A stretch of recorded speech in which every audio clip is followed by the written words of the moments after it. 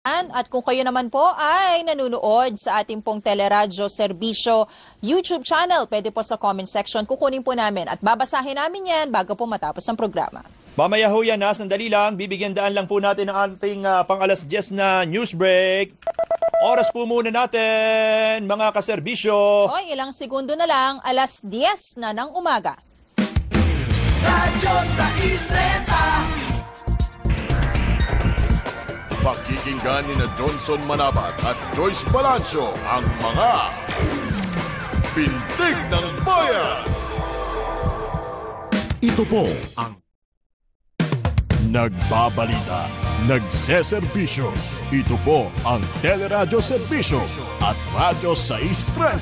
Ang nakikinig, nagmamahal sa lahat ng Pilipino. Teleradyo Serbisyo, dito tayo nagtutulungan. Ito ang puntahan ng bayan. Ito ang puntahan ng bayan. Ito ang puntahan ng bayan. Ito ang puntahan ng bayan.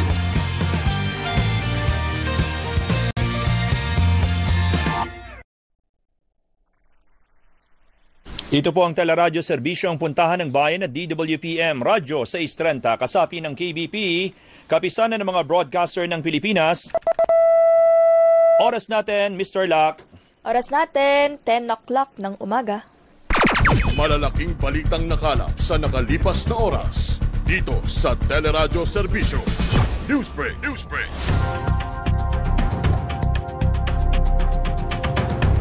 Itataas ang yellow at red alert status sa Luzon Grid mamayang hapon. Sa advisory ng National Grid Corporation of the Philippines, itataas ang yellow alert mamayang 1:00 hanggang 4:00 ng hapon at ibabalik ng 10:00